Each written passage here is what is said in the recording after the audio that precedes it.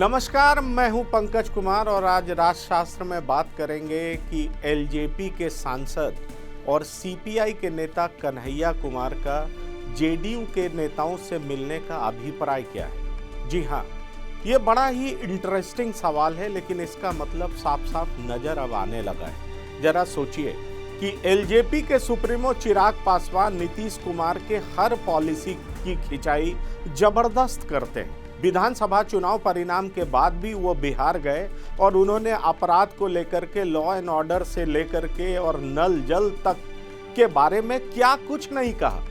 वहीं एलजेपी के सांसद नवादा से जो चंदन सिंह है, वो मुख्यमंत्री से मिलते हैं। हालांकि वो कहते हैं कि विकास कार्यों को लेकर के वो सीएम से उनकी मुलाकात हुई है, लेकिन उन्होंने मुख्यमंत्री द्वारा किए गए विकास के कार्यों की सराहना भी की।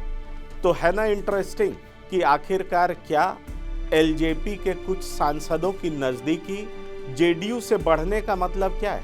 क्या एलजेपी लोकसभा में भी टूटने जा रहा है?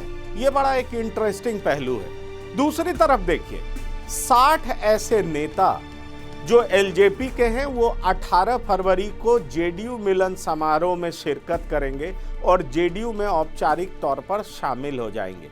इसमें केशव सिंह का नाम आता है और साथ ही साथ कई अन्य नेताओं का नाम आता है और वो चिराग पासवान पर धोखाधड़ी का केस भी करने जा रहे हैं। उनका आरोप ये है कि चिराग ने ये कहा था कि जो भी 25,000 लोगों की सदस्यता लेकर आएगा उसी को पार्टी टिकट देगी, लेकिन पार्टी ने पैसे की उगाही की, पैसे का चंदा लिया, लेकिन टिकट वैसे लोगों को नहीं दिया गया।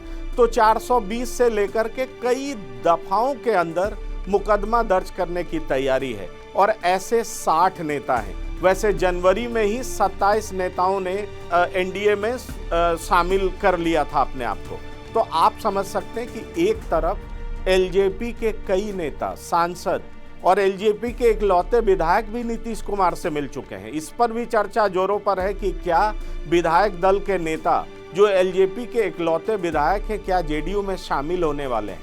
अब इसके इंटरेस्टिंग पहलू क्या है? जो भी विधायक जेडीयू में औपचारिक तौर पर शामिल होते हैं वो पहले किन से मिलते हैं? अशोक चौधरी से मिलते हैं। अशोक चौधरी नीतीश कुमार के बेहद खास माने जाते हैं और अशोक चौधरी से ही सबसे पहले मुलाकात जेडीयू के विधायक सुमित कुमार की हुई थी। उसके बाद बीएसपी के विधायक की हुई थी और जब इन दोनों विधायकों की मुलाकात अशोक चौधरी से हुई, उसके बाद जेडीयू के सुप्रीमो नीतीश कुमार से मुलाकात के बाद वो लोग औपचारिक तौर पर जेडीयू में शामिल हो गए और उन्हें मंत्री पद से नवाजा भी गया। तो आप समझ सकते हैं कि अशोक चौधरी के जरिए ही लोग नीतीश कुमार के पास पहुंचते हैं। तो आखिरकार युवा चेहरा जो कन्हैया है, सीपीआई के नेता हैं, वो बड़े नेता माने जाते हैं। क्राउड पुलिंग की जबरदस्त क्षमता है और उन्होंने नरेंद्र मोदी के विरोध में भाषण देकर के, जो पीएम मोदी हैं, देश में काफी सुर्खियां बटोरा है। तो अब आखिरकार कन्हैया ऐसा क्यों सोच रहा है? उन्हें जेडीयू में शामिल होने की जरूरत क्या आन पड़ी है? तो यह समझा जा सकता है कि कन्हैया लोकसभा का चुनाव जरूर लड़े थे, लेकिन सीपीआई में होने की वजह से हो सकता है वो अपना भविष्य बेहतर नहीं देख पा रहे हो और अशोक चौधरी से मिलने का अभिप्राय ये निकाला जा रहा है कि हो सकता है वो भी जेडीयू में शामिल होने का सोच रहे हो। लेकिन सवाल ये उठता है कि जेडीयू छोटे छोटे दलों में सेंधमारी क्यों कर रहा है? तो ये साफ नजर आता है कि बिहार विधानसभा चुनाव परिणाम के बाद महज 43 सीट पाने वाली जेडीयू अब पोस्ट रिजल्ट भी, जो पोस्ट इलेक्शन है उसके बाद भी अपनी ताकत और अपनी संख्या में इजाफा करने के लिए लगातार प्रयासरत है। और इसी कड़ी में 2 विधायक उनमें शामिल भी हो चुके हैं, जेडीयू में शामिल हो चुके हैं। और असदुद्दीन ओवैसी की जो पार्टी है AIMIM, उसके भी 5 विधायक उनसे मिल चुके हैं।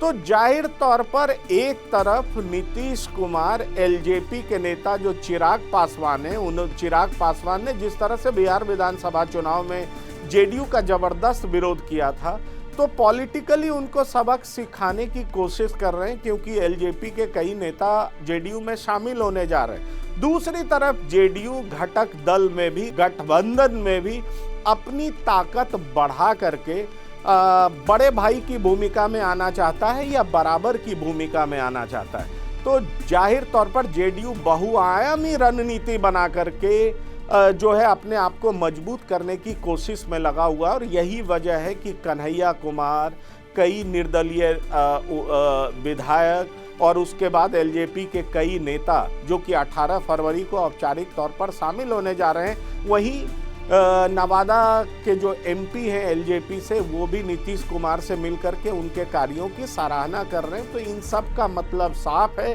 कि जेडीयू छोटे छोटे दलों में सेंधमारी करने की फिराक में है ताकि अपनी ताकत बढ़ा सके और बिहार में अपना दबदबा कायम रख सके। धन्यवाद।